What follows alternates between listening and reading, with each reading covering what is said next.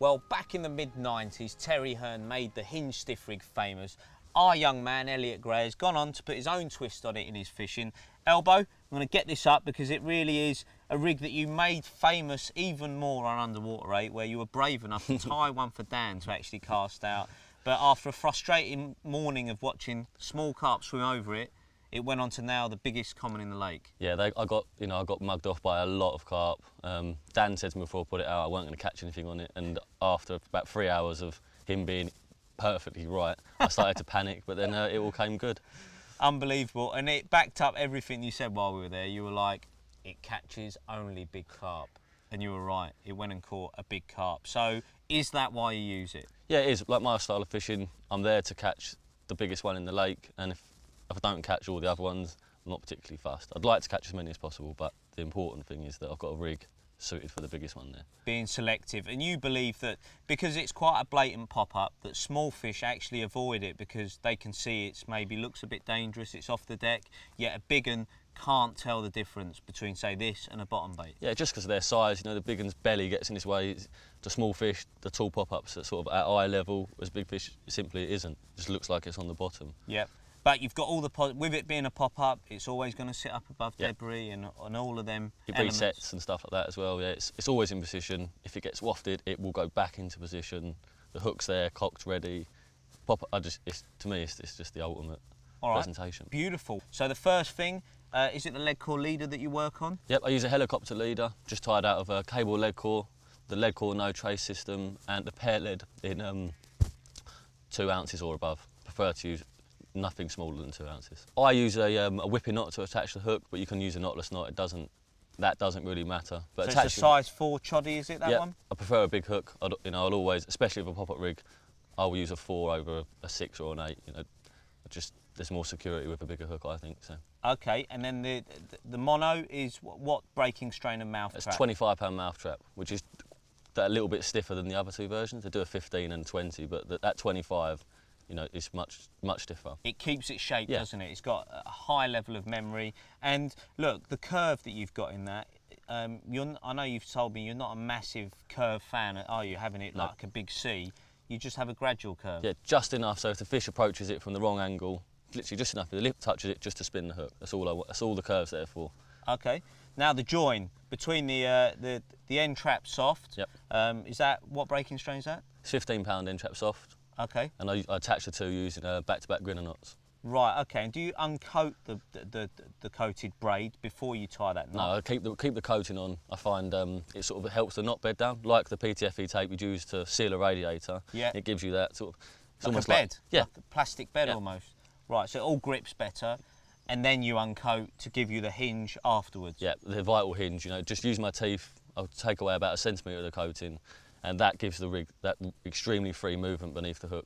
Okay, so that's what, in effect, is the loop or the swivel that other people have. You're forming that actually with just a bit of braid. Yeah, but I think it's much freer. And if you just put the two side by side, that's a lot subtler. It looks like a lot of putty there. So does this sink like a brick? No, it sinks quite slowly. Well, very slowly, in fact. I'll have them sinking as slow as possible. When I'm fishing with wide spreads of bait, the fish aren't on top of the rig, so they're not wafting it around. Generally, as they approach that rig, they're going towards it to eat the hook bait. And as they suck at it, even if they suck gently, because it's so critically balanced, it flies up into the back of their mouth. And that's where having quite a straight hook section helps. For some of you at home, it might be tough to tie that, and you might not have the time to do it. So why not go for a ready-made option? This is probably more like the traditional one, isn't it? Yeah, the only difference is the boom section being made of braid. Yeah, so this is a ready tied lead core leader that we do, okay? It's cable once again. This one's the gravel colour. It comes complete with the no trace system on there and the swivel, so it's all ready to go. So all you've done here, Elliot, is literally tie your £15 end trap that you like, a little blob of dark matter putty there, and then you've taken a ready-made chod. Is that the size 4 again? Yep, it's a short size 4 version, that is. Okay, added a bit of your putty, and that's it. It's ready to go. Done. It takes 30 seconds to do that. Yep, and you've complemented that with a very buoyant mainline pop-up. They do a massive range of great pop-ups that are perfect for, say, the ready-tied version of this rig. Right, well, talking of pop-ups, I know you've got, a lot of time and effort to make your own perfect Yeah. cork balls. So we're going to have a look at exactly how Elliot makes his cork balls. Elbow, you've got a couple of different types in here. What are they and how do you make them? They're cork ball pop-ups, so they're extremely buoyant in comparison to sort of a standard sort of out the pot bait. It's quite simple. You form a paste in the same way that you would for a bottom bait. Basically start by cracking an egg into a bowl, add your activator liquid, which gives it, that's where all the flavour is. Okay, so the activator goes in. How much do you put into one egg, Elbow? I put 20 ml in, Right. which is a lot. So once you've got your egg and your liquids together, you sort of gradually add the base mix. Okay. And you want to keep adding it bit by bit until you've got a paste that doesn't stick to your fingers. Yep. It's quite tacky to begin with, but once you've got it to the point where it picks up everything out of the bowl, everything off your hands, you've got like a nice firm ball of paste. It's then ready to apply. Criminal. Yeah, smooth criminal, yeah. It's then ready to apply to the cork ball. Okay, lovely. It's like Fonzie's leather jacket. Yeah. All right. So you got your cork balls now. So yeah, take a ball of paste, about 13 mil as well, flatten it. Yeah. So you've got like a nice little disc, put the cork ball in the middle, and then gently just work the paste around the bait so you've got none of the cork ball showing. Yeah. Once you've done that, put it in the palm of your hand and very firmly just do that action and just roll them till they're round. Tweak them with your fingers, to just make them perfectly round. And then how many minutes do you then boil the baits for? 60 seconds to a minute and a half. I've actually never been that specific about that. Yeah. I've always found anything between a minute and a half is fine. It's only a thin bit of paste, so. Okay. And then drying them, mate. How long do you dry for after you've boiled them? Basically, I dry them off for about 10-15 minutes first, and then I coat them in sort of whichever liquids I'm using. Yeah. I give them a very sort of thin coating. Okay. They soak that in as they dry. Yeah. Then I'll dry them for say a week or so.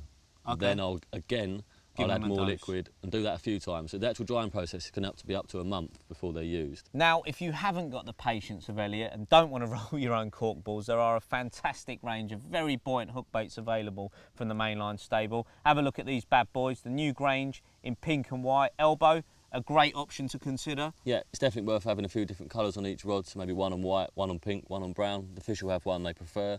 Once you've worked out which one that is, switch all 3 rods to it and the fun will begin. Yeah, hopefully. And then you've got, there you go, the classic cell in the dark brown. You've got the wonderful Fusion in its sort of red fishmeal colour that I know you love as well, don't you? Yeah, I do like Very that. Yankee again, geese in it, this one. And then finally, there you go, a ready-made option to match the cork ball options that Elliot's done. If you look, that's the Activate in ready-made form and the Activate darker ones that you've rolled. If you don't want to roll them, these are very buoyant, aren't they? They'll stay up for a night. Yeah, they're virtually the same. They're just not quite as buoyant. That's the only difference. Other than that, they're equally as good. Brilliant stuff. Well, there you go. Make sure you've got the right hook baits on and that will guarantee you perfect presentation.